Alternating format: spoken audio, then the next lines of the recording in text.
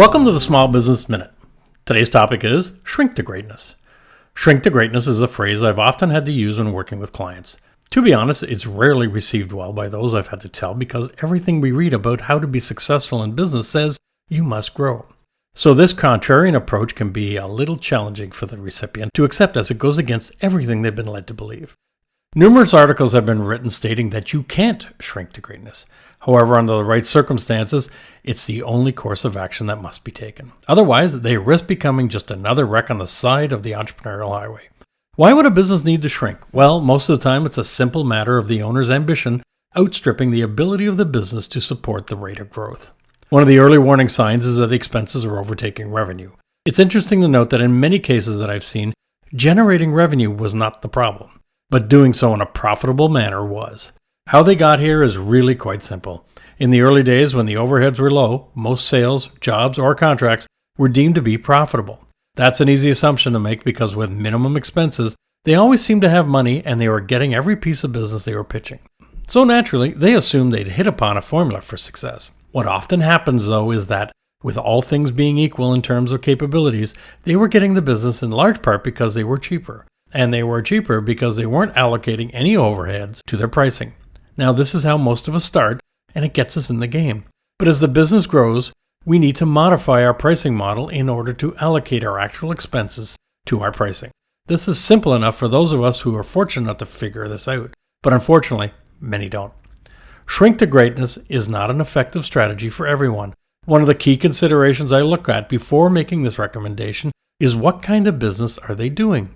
If they have regular repeat business from a core group of accounts, then it may be a candidate. Having repeat business tells me these accounts are happy with the results and loyal to a degree.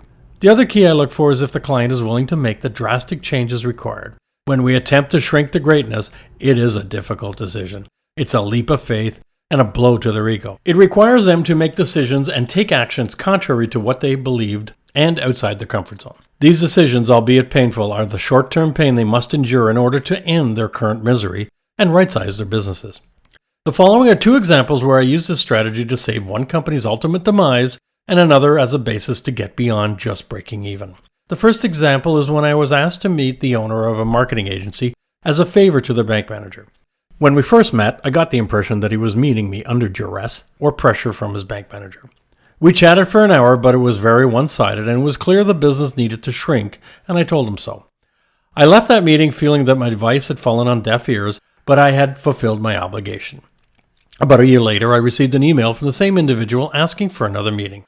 My initial thought was that I wasn't about to waste my time, as his reaction to our previous meeting was still very clear. However, always willing to help the fellow entrepreneur, and for some unknown reason, I agreed to meet with him again. My plan was to make it a brief meeting if I felt it was going to be a waste of my time. This time it was very different. After opening pleasantries, he immediately said he should have taken my advice a year ago, and now his situation was desperate and that he had no idea what to do, and it showed. Now, from my standpoint, I went from being prepared to blow off this meeting as soon as possible to trying to formulate a rescue plan. During the year between the meetings, he had dug himself into such a hole, I wasn't sure if the business could be salvaged. However, nothing ventured, nothing gained. The plan was to strip his expenses to as close to zero as possible. That meant letting people and premises go, which he was reluctant to do because of the perceived in-house expertise, as well as losing a place to meet with clients. I made him aware that he didn't have any special in-house expertise that couldn't be hired on a freelance basis as his needs demanded. He reluctantly agreed that what I was proposing made sense. However, giving up his office space would give him nowhere to meet his clients. To this I asked, "How many clients visit your premises?" His answer, "Hardly any." I wasn't surprised in his answer. The reality is, people want convenience, and that usually means visiting the client at their place of business as it saves them time. So during the hour we met, I laid out exactly what had to be done or else he would be finished. Within a few days, he executed everything we talked about and moved his business into a spare bedroom in his apartment. Within 6 months, he was making and keeping more of the money flowing through the company and was far happier than he had been. In addition, he had lost a bunch of weight that had accumulated during the previous year as a result of the stressful environment he had created. He offered up a very lengthy testimonial to me that stated in part, "Greg's no-nonsense, action-oriented wisdom saved my business, and maybe even my life. I'm not kidding." You can check out the full text of the testimonial on my LinkedIn profile. My second example is with a contracting business that had been in business for 12 years when I first met the owner. Throughout that time, they made money some years and lost in others. On average, they were breaking even. They had a staff of 10 and were doing some impressive revenue numbers, but not making any money. Once again, shrink to greatness was my prescription. It was clear that the nature of the revenue couldn't support the expenses. One of the first steps was to reduce both the administrative and field personnel staff by a third and to relocate to smaller premises. None of this could happen, though, unless they cut their revenue by 30 to 35%. Generally, cutting revenue is not part of the plan, except in this situation, the revenue to be cut was a service contract that was coming up for renewal after 5 years. This contract was very low margin that required 24/7 on-call capabilities. Not renewing this contract would relieve tremendous pressure in both the financial and human resources areas of the company. Over the 18 months this plan was put into place, total headcount was reduced by 50%. The business was also relocated to much smaller premises. The net result was that revenue dropped by 30%, but profitability skyrocketed. These two examples illustrate that sometimes trying to grow your way to profitability may not be possible.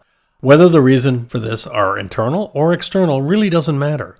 What does matter is to recognize that the current business model isn't sustainable nor profitable, and sometimes drastic, uncomfortable decisions need to be made. Shrink to greatness may be exactly the prescription your business needs so that you could achieve your goals and dreams. I'm Greg Weatherden, and this has been the Small Business Minute.